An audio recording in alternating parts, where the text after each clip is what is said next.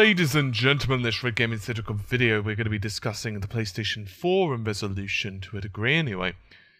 I think it's fair to say that resolution in terms of 1080p and 60 frames per second is considered the target of many, and obviously the Xbox One right now is getting a huge amount of stick. So a developer by the name of Vision Trick have decided to weigh in on this. They're currently developing titles for both the PlayStation 4 and the PlayStation Vita, and it is known as Pavilion. And that, of course, is going to be released in 2014. So, right now, what are they doing? Well, and this is an interview, I'll read out the quote to you guys, that they are indeed on track for 1080p 60 frames per second. They said, "That is our goal, and right now we don't have any performance issues that would hinder us. But I guess we'll see closer to launch if it still lives up to that." They were then asked, what do you think about other PlayStation 4 games? Will they be still running at 1080p 60? And they said, and I quote, "I think there's a possibility for it, but developers will want to push the visual fidelity as much as possible, so the game's not dependent on running in 60 frames per second. Why not push the visuals even further and go lower on the frames per second, but still in a reasonable level?" Now we know that Double Helix, who are of course producing Killer Instinct, we know that they are aiming at 60 frames per second rock solid at 720p. And this has been something that many developers have been hinting at. I think it's just a symptom of the times, and it's just, it's inevitable. It's a simple case of it's a lot easier to sell box art and sell cool looking, snippets of gameplay with incredible graphics than what it is 60 frames a second.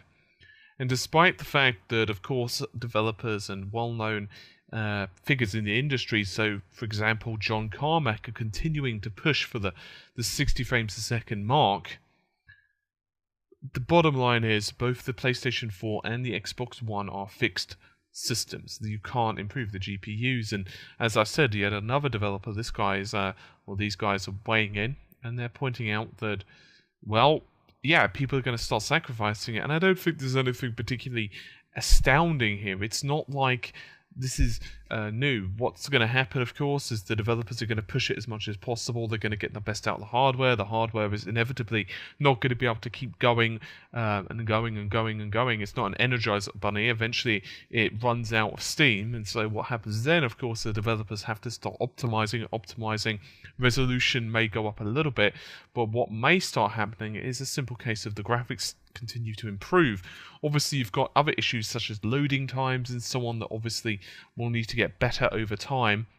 Other developers such as Guerrilla are trying to compress the textures and so on in terms of the games to make sure that the games are reasonable size, because obviously no one wants to download a 200 gigabyte file. But the reality of the matter is that I think we're going to be seeing a situation where a lot of developers are going to be tempted with that rather alluring 60 frames a second dream kind of being pushed in the background for the 30 frames a second reality for their particular title, simply because it takes a hell of a lot less GPU work, and obviously even 900p compared to 1080p is a hell of a lot less GPU work. Even if you can say 20% less GPU work, you can do a hell of a lot with that. But when we're starting to talk of figures like 30%, 40%, 50%, which obviously you can start doing if you start reducing the resolution from say 1080p to 720p or halving the frames per second, it makes a lot of difference in the visual fidelity of the games. And I think it's going to take a lot for developers to always worry about that. Obviously, some games, 60 frames per second equals unimportant. Like, Japanese RPGs are a pretty classic example of that. They just don't really require high frame rates. Other games, yeah, I would not like to play a 30 frames per second fighting game, for example. I think that would be pretty awful. Anyway, with that all said, hopefully you've enjoyed the relatively brief video. I'll see you soon. Take care. Bye for now.